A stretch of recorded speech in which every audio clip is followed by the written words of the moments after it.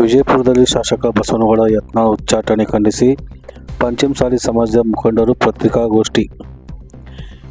ವಿಜಯಪುರ ಪಟ್ಟಣದ ಬೆಂಗಳೂರು ಹೋಟೆಲ್ನಲ್ಲಿ ಪತ್ರಿಕಾಗೋಷ್ಠಿ ನಡೆಸಿದ ಪಂಚಮಸಾಲಿ ಸಮಾಜದ ರಾಷ್ಟ್ರೀಯ ಅಧ್ಯಕ್ಷ ಡಾಕ್ಟರ್ BS ಪಾಟೀಲ್ ನಾಗರಾಳ್ ಹುಲಿ ಮಾತನಾಡುತ್ತಾ, ಬಸನಗೌಡ ಪಾಟೀಲ್ ಯತ್ನಾಳ್ ಉಚ್ಚಾಟನೆಯನ್ನು ಬಿಜೆಪಿ ಮರುಪರಿಶೀಲನೆ ಮಾಡುವಂತೆ ಆಗ್ರಹಿಸಿ, ಬಸನಗೌಡ ಪಾಟೀಲ್ ಯತ್ನಾಳ್ ನಿಸ್ವಾರ್ಥದ ವ್ಯಕ್ತಿ, ಪಂಚಮಸಾಲಿ ಸಮಾಜಕ್ಕಾಗಿ ಮೀಸಲಾತಿಗಾಗಿ ಸಚಿವ ಸ್ಥಾನವನ್ನು ತೊರೆದವರು. ಬಸನಗೌಡ ಯತ್ನಾಳ್ ಉಚ್ಚಾಟನೆಯ ಬಗ್ಗೆ ಸಮಾಜದ ಜನರಿಗೆ ನೋವಾಗಿದೆ. ಬಿಜೆಪಿ ವರಿಷ್ಠರು ಈ ಬಗ್ಗೆ ಮರುಪರಿಶೀಲನೆ ನಡೆಸಲಿ ಎಂದು ಹೇಳಿದರು. ಹೋರಾಟ ಮಾಡಿದ್ದೇವೆ, ಹೇಳ್ತೀವಿ ಸರ್. ನೀವು ಕೇಳಿದ್ರೆ ನೀವು ಕೇಳೋದು ನಮ್ಗೆ ಹೇಳಕ್ ಅವಕಾಶ ಮಾಡಿ. ಇದೇ ಬೆಳಗಾವಿಯಲ್ಲಿ ನಾವು ಮೊನ್ನೆ ಬೃಹತ್ ಮೆರವಣಿಗೆ ಮಾಡಿದ್ದೇವೆ. ನಮಗೆ ಕೊಟ್ಟಂತ ಈ ಕಾಂಗ್ರೆಸ್ ಸರ್ಕಾರ ಏನ್ ಕೊಡ್ತು? ಲಾಠಿ ಚಾರ್ಜ್, ಲಾಠಿ ಏನು ಕೊಟ್ರು ನಮಗೆ? ಯಾಕೆ? ಸಂವಿಧಾನದ ಪಿತಾಮಹ ಭಾರತೀಯ ಬಾಬಾ ಸಾಹೇಬ್ ಅಂಬೇಡ್ಕರ್ ಸಾಹೇಬ್ರು ಹೇಳಿದ್ದಾರೆ, ಯಾರು ಹಿಂದುಳಿದಿರ್ತಾರೆ, ಯಾರು ಯಾವುದೇ ಒಂದು ಇದು ಸಮಸ್ಯೆಯಿಂದ ಆಗಿರ್ತಾರೆ ಅಂತವರಿಗೆ ನ್ಯಾಯ ಕೊಡ್ತಕ್ಕಂಥದ್ದು ಬಾಬಾ ಸಾಹೇಬ್ ಅಂಬೇಡ್ಕರ್ ಹೇಳಿದ್ದಾರೆ. ಅವರ ಅಡಿಯಲ್ಲಿ ನಾವು ಕೇಳಿದ್ವಿ. ಅವತ್ತು ಇದೇ ಸಿದ್ದರಾಮಯ್ಯ ಸರ್ಕಾರ ನಮ್ಮ ಮೇಲೆ ಲಾಠಿ ಪ್ರಹಾರ ಮಾಡಿದ್ರು. ಇದೇ ಬೇರೆ ಸಮಾಜದವರು ಕೇಳಿದ್ರೆ ಅವರಿಗೆ 4% ಅಂತ ಇದು ಕೊಡ್ತಿದ್ರಿ ನೀವು. ಇವತ್ತು ಯಾವ ನ್ಯಾಯ ನೀವು? ನಾವು ಅನ್ಯಾಯ ಆಗಿಲ್ವಾ?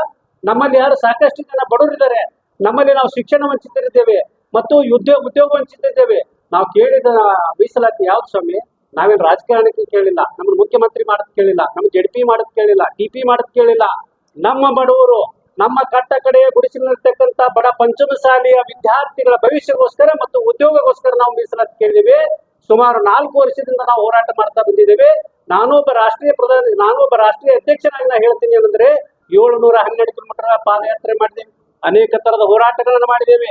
ನಮ್ಮ ಬಸನಗೌಡ ಪಾಟೀಲ್ ಯತ್ನಾಳ್ ಅವರು ಬರೀ ಪಂಚಮಸಾಲಿಗೆ ಕೇಳಿಲ್ಲ, ಅವರ ಒಳ ಮೀಸಲಾತಿ ಕೆಲವೊಂದೇನದ ಲಿಂಗಾಯತ ಸಣ್ಣ ಸಣ್ಣ ಸಮಾಜಕ್ಕೂ ಕೂಡ ಮೀಸಲಾತಿ ಕೇಳಿದ್ರು. ಅಂತವ್ರ ಬಗ್ಗೆ ನೀವೇನಾದ್ರು ಇವತ್ತಿನ ಏನ್ ಮಾಡ್ತೀರಿ? ಅವ್ರು ಹೋರಾಟ ಮಾಡ್ತಾನೆ ಇದ್ದಾರೆ.